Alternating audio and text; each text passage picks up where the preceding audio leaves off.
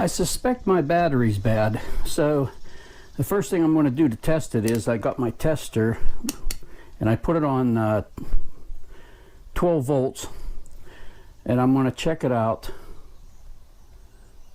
I'm going to put the positive on there and the ground over here on the bike, and it's 1260, 12.6 volts. Well, you think it's over 12 volts, that's good, the battery's all right. Well, not necessarily.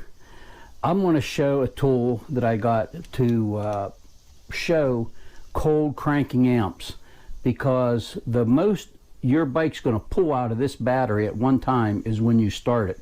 And especially this big Harley, well, any bike, but this big Harley, it has to have the acid battery because it takes so much to crank this thing. That battery's 6 years old.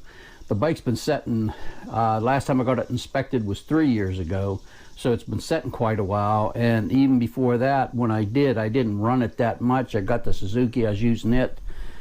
And somebody asked me about the Suzuki, did I get the part for it? That was that cable. I got it, plugged it in, and they give you a little wee pamphlet on it. They don't, I thought there'd be a thick book and it'd tell you everything you want to check. It doesn't.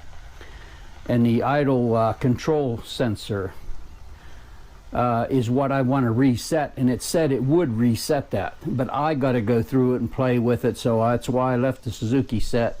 I thought I'll go to this first, get it done, because I know I can get this done quicker. Well, then I had suspected that the stator wasn't working. I got a new stator. While you're doing that, I got the voltage regulator, put it on, and I had it running. I think I showed my other one. I put the tester on it, and it was up over 14 volts while it was running, so it's charging the battery.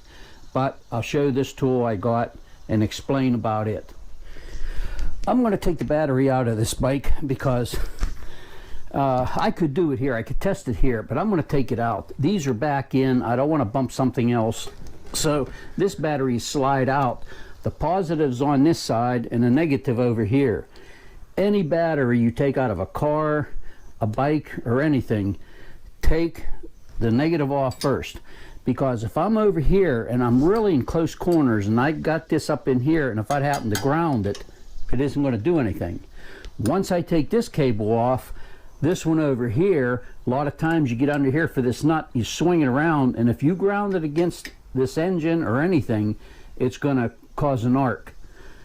Once you have the negative terminal off, if you have this here and you touch something, it isn't going to do anything. So always take the negative off first. If you hear a noise, it's a neighbor over there. I don't know if he's with a chainsaw or weed whack or something. But anyway, I want to show the tool. The first thing is, when you buy this tool, it's at Walmart and it costs $35. And then there's tax. And the first thing you want to do is, when you get home, take your receipt and make a copy of it, because it has a 2-year, I think a 2-year warranty on it. And the receipts, some of them fade out over time, and it don't take too long that they're faded out, you can't read it. So I always make a copy and I'll put in a box with the tool. And what the tool is, it's a this one from Walmart is a battery tender, but what it does is it tests the battery under load. Test batteries up to 1000 cranking amps. This, I think, is a 220 amp cranking battery. So what I'm going to do is take this tool and we check the voltage. It's up, but it's the cranking power. If it's down, you need a new battery.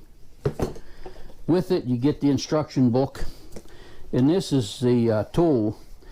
Put the positive to positive, negative to negative. Now you don't have to take your battery out, but I'm at close quarters. I don't want to happen to hit the ground with the positive. A car battery would be, you could put it right on. You don't have to run the car. You do it with the car off. And this being new, it even has a sticker right here on the side, and it'll tell you in the instructions, this will smoke a little bit at first because of the newness. But this on the back side gets really hot because it's drawing those amps. A lot of power is getting pulled into this like you're trying to start it. So it'll smoke, smell a little bit, it'll dissipate after a while after you use it a couple times. And it also has a voltage meter. So I'm going to put the positive on the positive.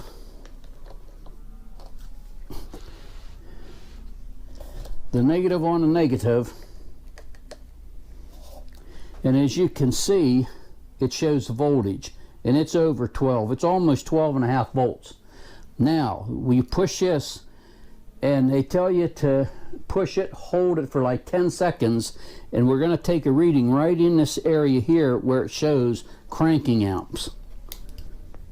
And I'll get it closer so you can see it. You can see right here, there's green right here where the number 12 is coming down. It has 1,000, 500, 600, 400, and 200. That needle, when I push this and hold it for 10 seconds, that needle should be right on that green right there. Let me get something to point with. Get a pencil.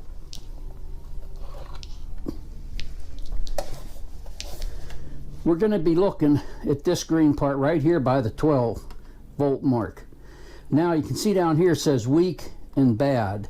If it goes down in there, you know the battery needs replaced. So put it back on there.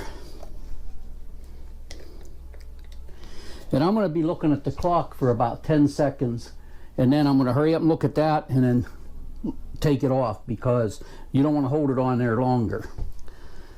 So let me look at the clock. Right there, I'm holding it. The needle's going down to weak, it's going down into the bad. Right there, it's down in the bad. So I had already tried this, that's why it didn't smoke. But if that was the first time using it, you'd see smoke coming out of it. And the back side up here, it's not that hot. Before it got pretty hot. I'm going to do it again. Okay, I'm going to steady watch the clock for 10 seconds.